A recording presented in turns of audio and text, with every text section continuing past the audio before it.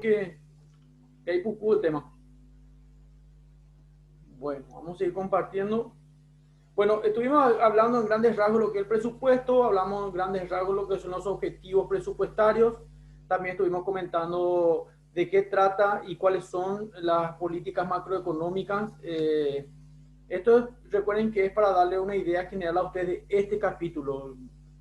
Usted no, bueno, yo no llegué a dar con ustedes contabilidad gubernamental, ustedes seguramente habrán dado con otro profesor contabilidad gubernamental, pero es una materia muy amplia. La ley 1535/99 es inmensa la cantidad de leyes y artículos que tenemos que manejar. Aquel compañero o compañera que va a dedicarse el día de mañana a la contabilidad pública es súper extenso, pero es un mundo aparte, como siempre digo.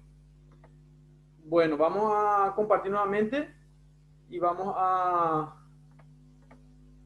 Bueno, estos son los tres objetivos que acabamos. ¿Se ve, gente? ¿Me confirma, por favor, si se lee el PowerPoint?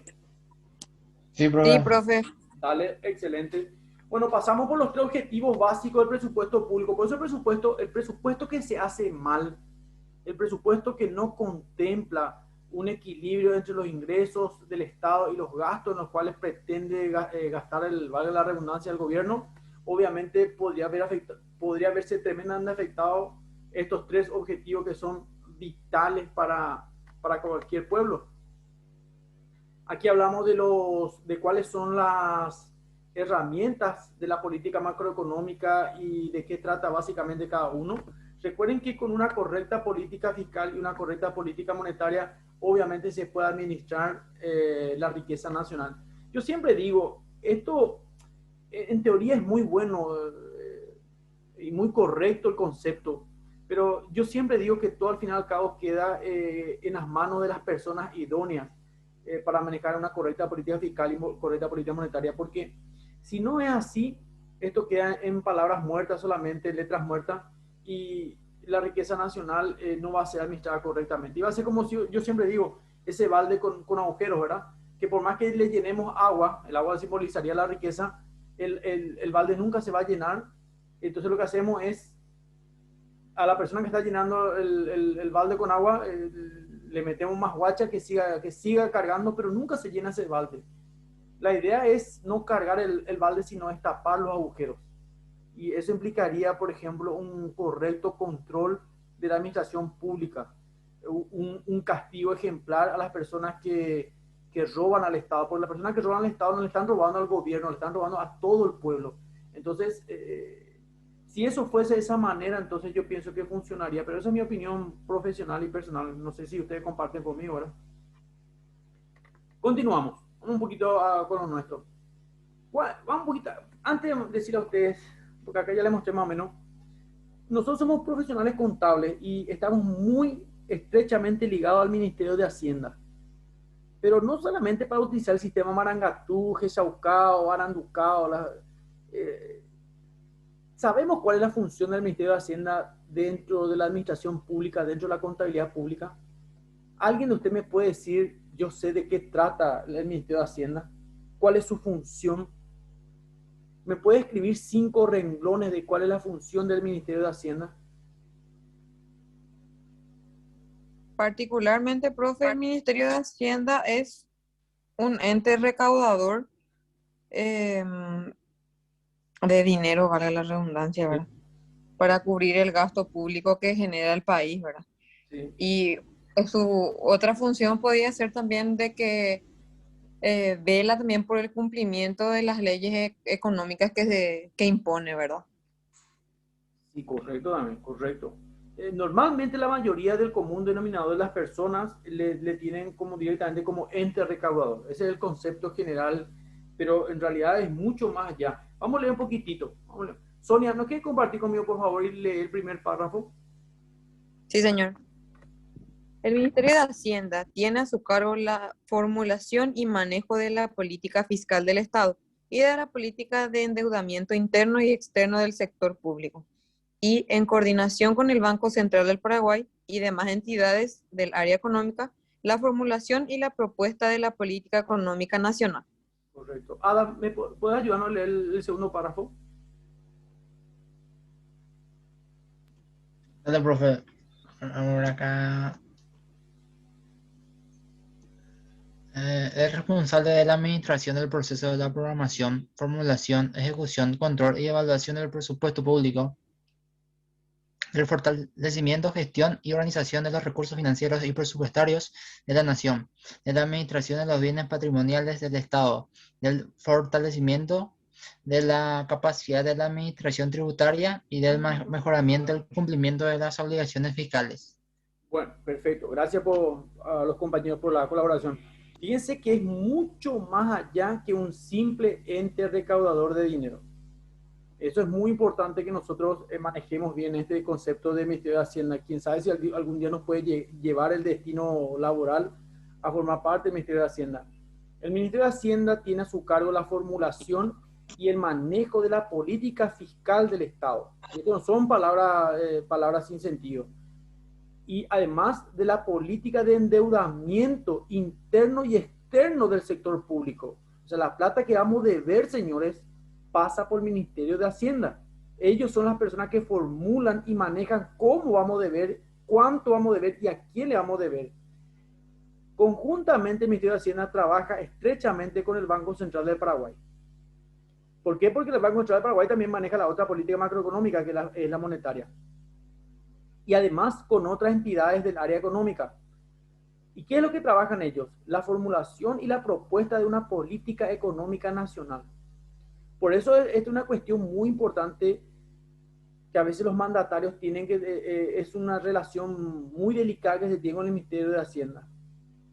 Aparte, el Ministerio de Hacienda es responsable. Acá empieza acá yo recabé información, traté de resumir lo mejor que pude para que ustedes tengan una idea clara y no tengan que leer, qué sé yo, 4 o 5 páginas. Entonces traté de resumir acá en estas diapositivas que yo después le prometo que le enviar en Word para que ustedes tengan como material de lectura. Me gustaría que en algún momento ustedes puedan investigar más, ¿verdad? Por supuesto.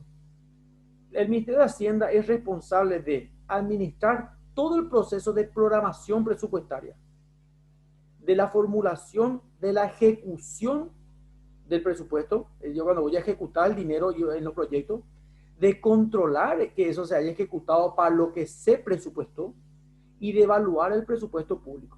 Imagínense la función delicada que tiene el Ministerio de Hacienda.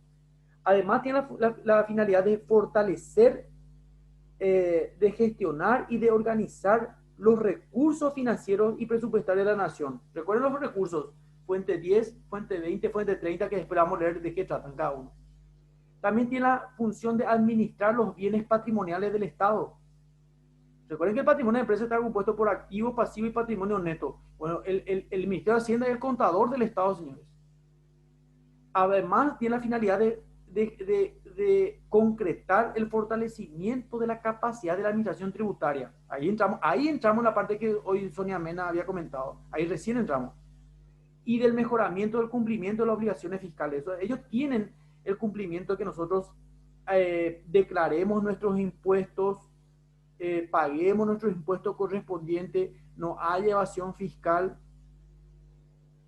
Ayer, por ejemplo, justo también un programa de televisión donde a cierto sector industrial del Paraguay se le estaba reclamando el pago de impuestos y ellos estaban haciendo su descargo en un programa televisivo y estaban, obviamente, es una empresa, obviamente, de productos bueno, no, son productos de vicio en realidad, pero que aportan mucho al Estado paraguayo a través de impuestos y ellos estaban diciendo que obviamente estaban en regla, ¿verdad? Bueno, el Ministerio de Hacienda tiene que ser el principal contralor de que se apliquen las medidas y las obligaciones tributarias al pie de la letra. Porque vuelvo a recalcar, cuando no pagamos impuestos, el que se ve perjudicado es el Estado, pero no se entienda el Estado como gobierno, sino el Estado como pueblo. Bueno, ¿cómo se compone la estructura básica del presupuesto público? La estructura básica está compuesta por 4 elementos principales. Uno son los ingresos. Ingresos.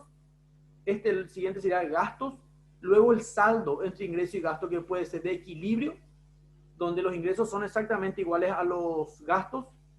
Hay un ejercicio que nosotros hacemos en contabilidad pública, no sé si ustedes llevan a hacer ese ejercicio, un anteproyecto presupuestario nosotros hicimos de alguna municipalidad o una gobernación, y es un ejercicio bastante largo, y utilizamos un clasificador presupuestario para establecer el presupuesto de ingresos y gastos. Es un anteproyecto presupuestario ficticio, por supuesto, donde hacemos todo el esquema utilizando el clasificador de ingresos y gastos y sacamos nuestro presupuesto y obviamente con equilibrio, por supuesto, ¿verdad?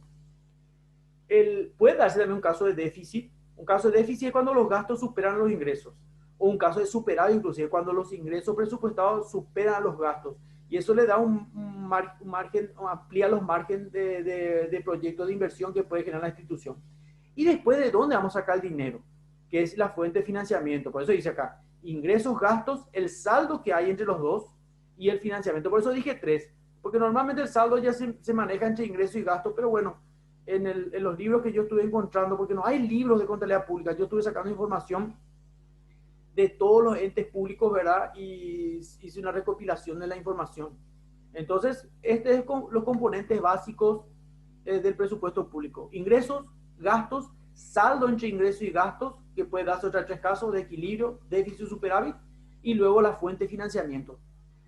Por ejemplo, acá tiro una pregunta rapidito, ¿verdad?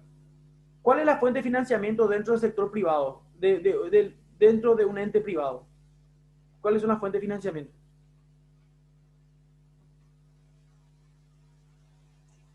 Las entidades bancarias. Exactamente.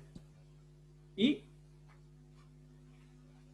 señores, esto usted ya no tiene más que dudas a esta altura del campeonato. Nosotros estamos ya prácticamente, nos dio los 45 minutos del segundo tiempo, pero estamos ahí por los 35 minutos del segundo tiempo, estamos ya, señores. A usted le falta un semestre nomás ya.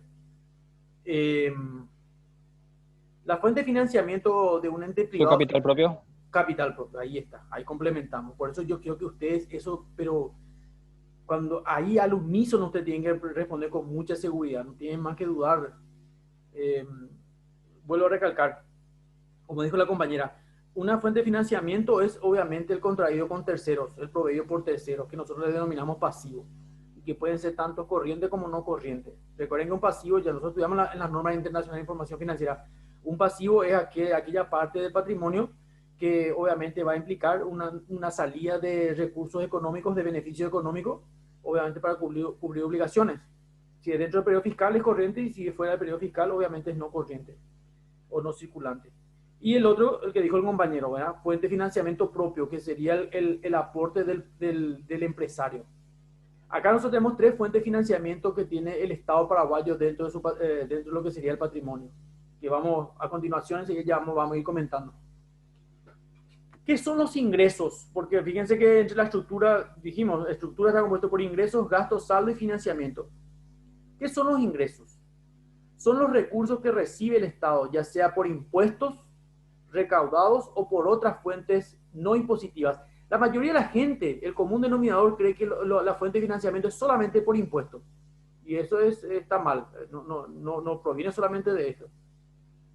¿Cómo se componen los ingresos que percibe el Estado? Y tenemos una subdivisión compuesta por 2 elementos, el ingreso corriente y los ingresos de capital. ¿Qué son ingresos corrientes? Los ingresos corrientes son los más tradicionales, lo que más se conoce por lo menos. Provienen de impuestos, pero no solamente son impuestos. También provienen de contribuciones que puede recibir el Estado, de regalías que puede recibir el Estado, de venta de bienes y servicios, de rentas de la propiedad, transferencias que se puede dar al Estado, donaciones corrientes y otros. Eso podrían ser ingresos corrientes. Por eso digo que la gente normalmente maneja que ingresos corrientes solamente son impuestos. Así como gastos corrientes solamente cree que son sueldos del personal, los personales del funcionariado público. Bueno, pero eso es otro punto. ¿Qué son ingresos de capital? El otro tipo de ingreso que percibe el Estado proviene de la venta de bienes de las entidades públicas, por ejemplo, cuando se rematan bienes del Estado, y de las transferencias y donaciones de capital que se le otorga al Estado. Solamente que acá hay una pequeña salvedad. No se incluye la depreciación y las amortizaciones acumuladas por los bienes que tiene el Estado. Fíjense, el Estado tiene muchos bienes, tiene computadoras, tiene edificios, tiene maquinaria, tiene vehículos. Y cuando se establece el ingreso de capital por la venta de esos bienes, no comprende la depreciación. Y está bien que sea eso, ¿por qué? Porque si comprende la depreciación, inflaría el valor de esos activos. Por eso dice, no se incluye la depreciación, amortizaciones acumuladas por los pagos, porque eso se compró de algún ente privado, ni la disminución de existencia ocurrida durante el año. Entonces, todo esto no se tiene en cuenta para vender el activo fijo proveniente del Estado. Y eso obviamente tiene que reglamentarse también, porque no cualquiera puede vender en cualquier momento, qué sé yo, una camioneta del Ministerio de Obras Públicas y Comunicaciones, por ejemplo. Bueno, fíjense esos remates, pero vieron hace poquito en el noticiero cuando se vendió los autos de Cucho. Sí. Sí, profe. Y no solamente de él, sino de muchas personas que ya fueron sentenciadas. Bueno, ese dinero, o sea, ese dinero va para la arca del Estado. Ese es ese no es un ingreso corriente. Esos son ingresos de capital, por ejemplo, porque esos vehículos fueron obviamente expropiados de esa persona por haber cometido algún tipo de delito. Una vez que la sentencia es fija y se establece una sentencia firme, ya mejor dicho, obviamente esos bienes se ve que pasan a mano del Estado y el Estado obviamente lo efectiviza rematando, ¿verdad? Llevando a remate. Y ese dinero lo correcto sería que entre a las arcas del Estado. Ahí vamos a hablar de lo que es la tesorería. ¿De qué manera se financia el presupuesto público? Y acá aparecen, ¿se acuerdan? ¿Se acuerdan la estructura básica? Ingresos, gastos, saldos entre ingresos y gastos y fuente de financiamiento. Yo por ejemplo acá no toqué gastos. Tendría que haber incluido en realidad para leer un poquitito cuáles son los gastos, que también son gastos corrientes y gastos de capital. Pero bueno, les debo eso. ¿Cuáles son las fuentes de financiamiento? Tenemos acá la famosa fuente 10, fuente 20, fuente 30, ¿verdad? Acá serían los recursos del Tesoro Público. Por eso el Tesoro Público es una institución muy, ¿cómo les puedo decir? Muy delicada dentro de lo que sería el poder público, porque hay el Tesoro Público, recursos del Tesoro Público, recursos de crédito público, eso es cuando tenemos crédito, y recursos institucionales. Fíjense, pues la municipalidad, por ejemplo, justamente hoy me fui a pagar. Todos los impuestos que nosotros pagamos a las municipalidades, por ejemplo, son recursos institucionales. Y la municipalidad es parte del Estado paraguayo. Te vamos a empezar con fuente 30, que son fuentes provenientes de recursos del Tesoro Público, constituido primariamente por los impuestos que se cobran a las personas y las empresas. Ese es fuente 10. Los impuestos que pagamos, por ejemplo, impuesto a la renta, los diferentes tipos de impuestos. B, los recursos de crédito público, o denominado también fuente 20, lo constituyen los préstamos que recibe el Estado paraguayo para financiar gastos de inversión pública en infraestructura física o social inclusive. Estamos hablando de crédito. Y los recursos institucionales, que son la fuente 30, son aquellos generados por las propias instituciones públicas y administradas por las propias entidades receptoras. Por ejemplo, en el caso de la UNI cobra, por ejemplo, la UNI recibe recursos del Estado, pero también tiene fuente 30, que son recursos propios que genera la Universidad Nacional a través del cobro de aranceles y esas cosas, derecho a examen, por ejemplo. Que en este momento, por ejemplo, usted no se está pagando en este momento, ¿verdad? No se está pagando nada por la educación pública. Ustedes no están pagando en este momento, ¿verdad?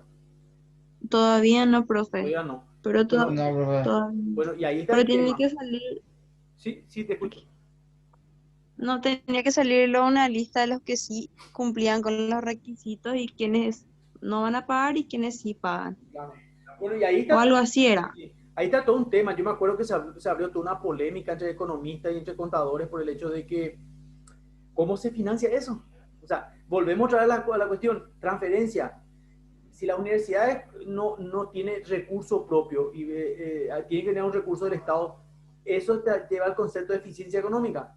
O sea, de algún lado, el Estado va a tener que sacar para llevar a donde falta.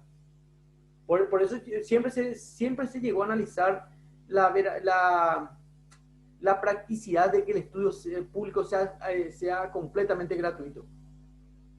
Porque una cuestión es la teoría y otra cuestión la práctica, y que eso sea sostenible.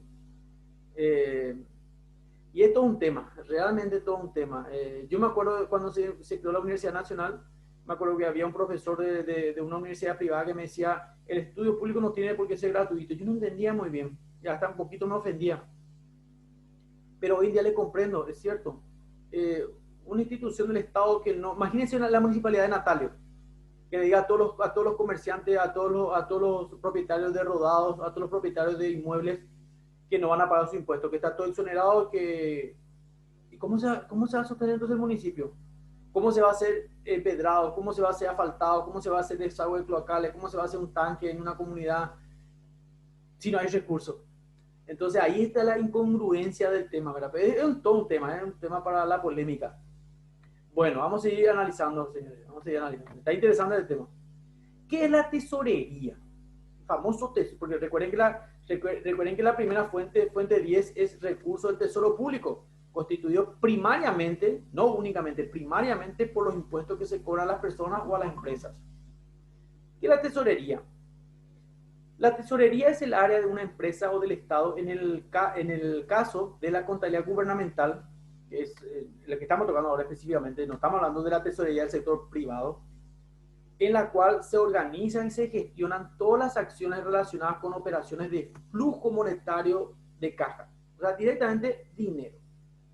Esto incluye los cobros por actividades de la empresa, o en este caso del Estado, los pagos a proveedores también, no solo la plata que entra, sino la tesorería también administra la plata que sale también, pago a proveedores, por ejemplo, las gestiones bancarias y cualquier otro movimiento de caja. Ahí hablamos de conciliación bancaria, cuando se paga, el Estado pues no te paga en efectivo, el Estado te paga con cheque. Es decir, de los movimientos de dinero, caja, tanto que ingresan como lo que salen de la empresa o en este caso del Estado paraguayo.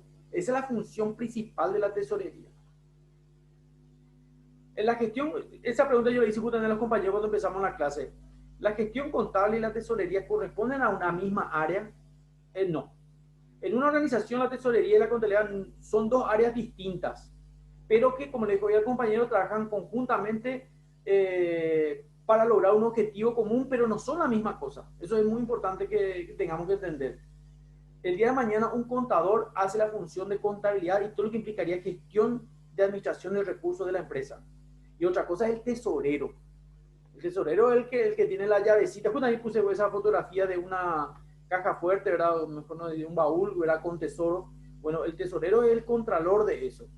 No es que ese dinero no se toca, pero se tiene que estar presupuestado, tiene que estar documentado en qué se va a gastar, cuándo se va a gastar, cuánto se va a gastar, por qué se gastó, o sea, la justificación, y eso todo figura en el presupuesto general de la nación, por anticipado.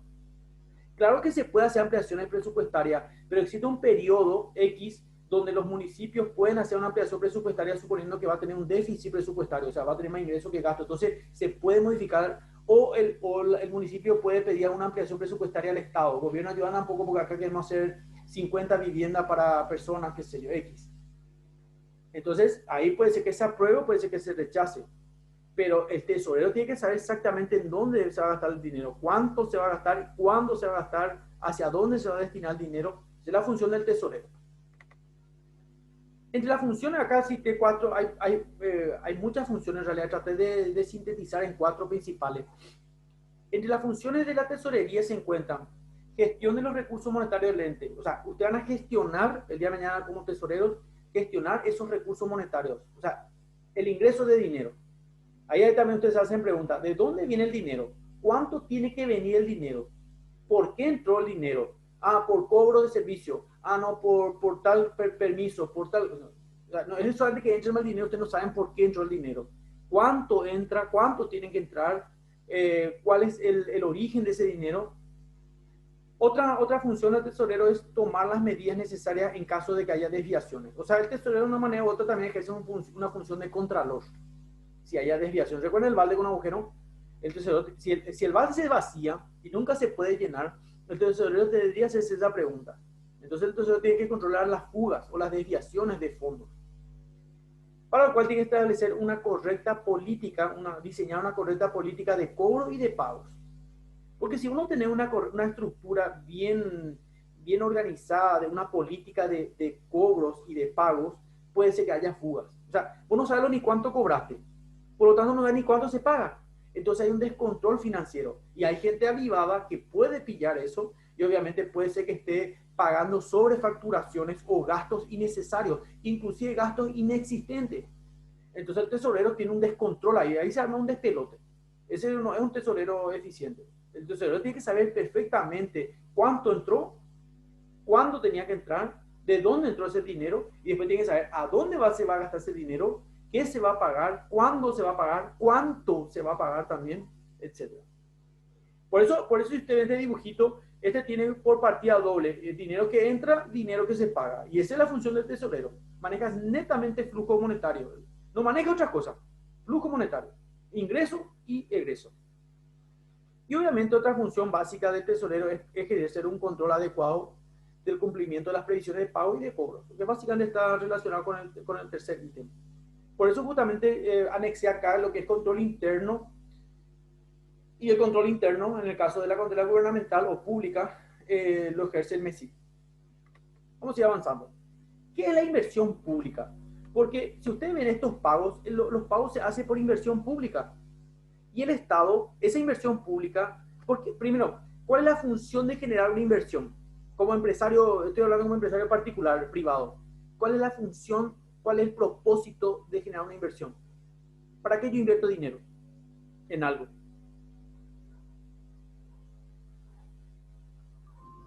Para obtener rentabilidad. Claro, exactamente, lo que dicen nuestros colegas de administración, para obtener un RCI, un retorno sobre la inversión. Y el retorno sobre la inversión tiene que ser un retorno calculado ya. Yo invertí 1.000 millones y yo quiero que me genere un RCI del 10% sobre la inversión. O sea, me tendría que generar 100 millones de guaraníes. Ese ya, no es que yo invierto al azar y que, bueno, que me genere lo que me genere. No, vos tenés que saber cuánto te va a generar aproximadamente ya. O si no se puede decir una inversión que no se haya justificado también. Bueno, nosotros tenemos muchos gastos que de repente tenemos que poner la balanza del costo y la ganancia que vamos a tener por ese costo. Olvídense de tener ganancias si no tienen costo. Eso es, en el mundo de Fantasilandia nomás existe. En el mundo de que no tiene sentido. ¿Cómo yo voy a querer ganar algo si no cumplo con un costo? ¿Se acuerdan ese viaducto que cruzaba por una doble avenida que tanto se cuestionó el tema por dar lanzar nomás un ejemplo nomás, ese viaducto de Ñandutí, no sé qué se hizo allá en Asunción? No sé si recorrió todos los medios de prensa, todo, se habló durante semanas, y se le cuestionaba mucho al ministro de Obras Públicas de Comunicación. El que parecía un mantel. Sí, porque supuestamente emulaba el Ñandutí, y es todo muy lindo, ¿verdad?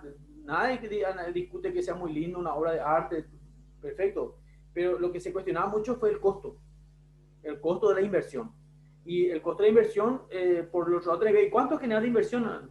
Obvio que era para que cruce una persona de un lugar a otro, pero creo que ese era un lugar cerrado, iba a ser para algo de deporte, para ciertos eventos deportivos que íbamos a tener o que vamos a tener, no sé bien. Entonces la gente ponía en la balanza eso. ¿Convenía invertir en eso en ese momento? ¿Será que no iba a ser más rentable hacer otras cosas por ese dinero? Porque esa plata no es del ministro de Obras Públicas. Esa plata es de Sonia, es de Adán, es de Joana, es de Carlos, es de todos los paraguayos que pagan su impuesto, que tributan, que trabajan y que ya pagan su impuesto. Entonces, ojo, esperan un poco, tenés que rendir un poco cuentas, amigo, de qué voy a gastar. No, pues yo gasté acá 2.000 millones de guaraníes, ¿y cuánto va a generar de retorno al Estado paraguayo eso? ¿Entienden? Bueno, y después hay que investigarse si realmente fue un hecho, si fue tanto por inoperancia, que también está mal, o si fue con una doble intención o una mala intención. Eso ya la justicia lo tiene que establecer. Bueno, entonces enganchamos con lo que es la inversión pública. ¿Qué es la inversión? Es toda erogación. ¿Qué quiere decir erogación? Todo gasto. Es toda erogación o todo gasto de recursos de origen público, puede ser de origen público, no de origen privado. Si esa plata era del ministro, el ministro puede hacer lo que se le antoja con su plata. Pero si esa plata es de Sonia, es de Adán, es de Joana, es de Carlos, es de 7 millones de dueños, entonces, ojo, hay que que hacer bien las cosas. Entonces, es todo gasto de recursos de origen público del pueblo destinados a crear, atiendan bien, destinados a incrementar, destinados a mejorar o destinados a reponer la existencia de capital físico de dominio público o inclusive de capital humano, porque también puede invertir en eso. Y justamente lo que se están alegando ahora las entidades binacionales, capital humano, esa plata. Bueno, entonces, ¿con qué objetivo? Con el objetivo justamente de, con el objetivo de ampliar la capacidad del país para la prestación de servicios y la producción de bienes. También la posibilidad de generar inversión pública con la capacidad que tiene el Estado de poder aumentar el nivel económico del país. Vamos a invertir en algo, pero eso va a generar un crecimiento económico, una capacidad productiva. ¿Qué sé yo?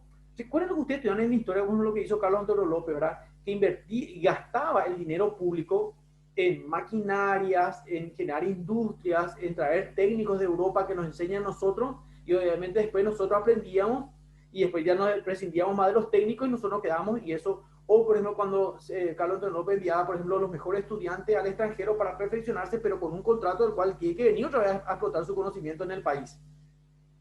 Era la época dorada de Paraguay, realmente fue la época, se puede decir que ahí teníamos, pero buenos administradores públicos en realidad. Bueno, leo rapidito. La inversión pública entonces es la capacidad que tiene el Estado o la gente que gobierna el Estado de aumentar el nivel económico del país, no de disminuirlo, de aumentarlo, en la prestación de servicios mediante la asignación de recursos disponibles en proyectos de inversión pública en el presente, pero con el objetivo de poder generar para el pueblo un mayor beneficio económico a futuro. Eso es el concepto de inversión. Ahora, si yo soy un mal administrador público, no tengo ni la mínima idea porque soy un burro o soy un corrupto, entonces, bueno, lo ético que debería hacer es dar un paso al costado y darle a la persona más idónea para que asuma ese cargo y, bueno, y cumpla con ese objetivo. Invertir plata del pueblo en el presente para que con esa inversión en el futuro genere un mayor beneficio económico o un mayor beneficio social también puede ser a futuro. Si no es al revés, o sea, perdón, si es al revés, bueno, yo tendría que hacer un paso al costado, no tengo la capacidad para... Pero ustedes saben que acá nuestros políticos, acá no le sacamos ni con espátula, a veces no le sacamos a nuestros políticos, acá se atornillan, ¿no? a la silla, y eso también es una cuestión bastante clásico de los países latinoamericanos, ¿verdad? No sé si en otros países se aplican lo mismo, pero no le da una seriedad al sistema democrático que nos jactamos de que somos. ¿Verdad? ¿Qué es el control interno? El control interno es el conjunto de normas, principios, fundamentos, procesos, acciones, mecanismos, técnicas e instrumentos de control. Miren la cantidad de cosas lo que es control.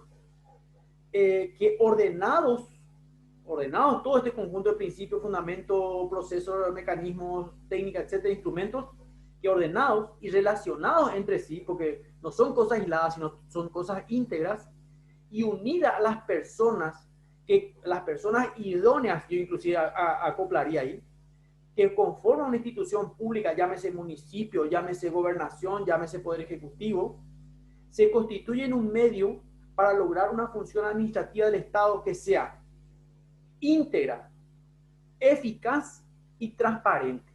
¿Cuándo es eficaz? Cuando al menor costo posible obtiene la mayor rentabilidad. Ahí eficaz. Porque si es al revés, sos un ineficaz. O sos otra cosa, ¿verdad? Que sería peor. Entonces, el sistema de control interno de la contabilidad pública tiene que reunir todas estas funciones para lograr esos tres objetivos. Una administración pública íntegra, acá no es parcialista, o sos todo o no sos nada, íntegro. Eso se llama íntegro. Íntegro, eficaz, y acá vamos a explicar cosas de eficaz, y transparente. ¿Y quién es transparente? El que no tiene nada que ocultar. ¿Quién es la persona que no es transparente? La persona que a escondida te dice algo, que a escondida te plantea algo, es porque sabe bien que te está planteando algo que no es transparente. Entonces, obviamente no va a ser transparente.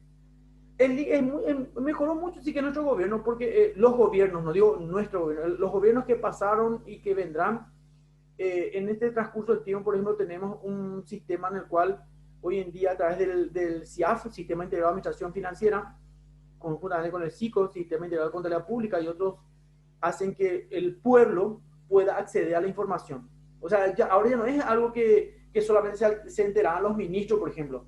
Desde hace muchos años atrás, este sistema hace que cualquier persona pueda entrar y ver las licitaciones y decir, mira, un poco fulano tal, ganó, perdió, y si hay algún parentesco. O sea, por eso los medios de prensa hoy en día divulgan mucho, y prácticamente al día vemos y descubrimos las irregularidades que podría cometer, o que se pudieron cometer, o que se puede cometer en este gobierno, o que podrán cometer en los gobiernos futuros. Y eso es bueno, la transparencia. O tiene que ser muy brillante ellos para malversar dinero público, o nosotros tenemos que ser muy apáticos para no querer enterarnos de lo que pasa, lo que hace la administración pública. Y yo digo que a veces es culpa del Estado. Cuando hablemos del MESIP, van a darse cuenta que uno de los responsables del control del bien público es la ciudadanía, nosotros. Ahora ya tenemos las herramientas para poder entrar en cualquier institución del Estado y poder ver su gestión. Su gestión. Entonces, el municipio de Natalia forma parte del CIAF también, todos los municipios. Entonces, ustedes, cualquier gestión del intendente, o sea, ustedes pueden ver en qué gastó la municipalidad el presupuesto, de dónde se compró la camioneta, o el camión, o el tractor, a cuánto se compró. Esa información pública, no es privada, es pública. Bueno, y acá pues ya estamos entrando en el MESIP. Yo creo que ya, si a ustedes les parece, si llegamos hasta aquí, ¿verdad? Dejamos para otro capítulo. Un poquitito. ¿Qué les parece? Yo estoy un poquito con la garganta. Dale, profe. Sí, profe. Bueno, yo les prometo igual, el MESIP ya es un pequeño capítulo cortito, pero igual yo quiero volver a tocar nuevamente. Vamos a dejar esto para la próxima clase. Cortito va a ser ya el tema del MESIP. Yo ya estoy preparando un cuestionario de preguntas que sería el segundo material de investigación sobre las normas. Vamos a salir otra vez un poquitito de contabilidad pública, vamos a entrar nuevamente en las normas. Y vamos a hacer, como dijimos la semana pasada, vamos a ir conformando un grupo de no mayores de 2 personas, porque somos poquitos en el grupo, así que no... Y normalmente siempre somos los mismos los que estamos acá en la reunión. Vamos a conformar parejas, grupos de 2 personas, de 2 compañeros. Entonces, así va a ser la próxima clase. Los primeros minutos vamos a definir lo que es MESIP, vamos a hablar un poquitito de MESIP, de lo que es control interno y método estándar de control interno. Y después ya voy a repartir las preguntas. Vamos a hablar en grandes rasgos de qué trata este segundo material de investigación de las NIF. Y después ya vamos a organizarnos para que ustedes investiguen, hagan su resumen y podamos distribuirnos lo que vamos a exponer en la siguiente clase. Y después ya voy hablando ya del segundo parcial, porque en mayo, ya probablemente finales de mayo, estaríamos hablando ya del segundo parcial. Bueno, gente, y antes... Sí, te escucho. Decime no. ¿Solo un grupo va a exponer la próxima clase? O por ejemplo, bueno, había comentado que van a hacer como aproximadamente 10 preguntas por ahí. Entonces... Aproximadamente, no, solo... no bien, porque para mí que va a pasar todo igual, que crees, para mí que va a ser más de 10 preguntas. En el caso hipotético que pase todo igual, ¿solo un grupo va a exponer o usted va a sortear tipo 5? No. Mi idea sería que participen la mayoría de los compañeros, que participen todos. No sé si van a participar todos, pero por lo menos lo máximo que podamos. La exposición va a ser cortita, Guadalupe, pone que 10 minutos o 15 minutos nomás. Entonces vamos a tratar que varios grupos, por lo menos 3, 4 grupos participen. Pero lo que vamos a tratar es que sea al azar, por ejemplo. No quiero... Que por lo menos tengan el material completo para que cualquier compañero pueda responder cualquiera de las preguntas. Así va a ser. Bueno, gente, voy a bajar este video y les voy a pasar a ustedes y seguimos en contacto por el grupo de WhatsApp, ¿sí? Dale, profe. Dale. Muchas gracias. Gracias a ustedes. Dale, profe, gracias. Hasta luego. Chao.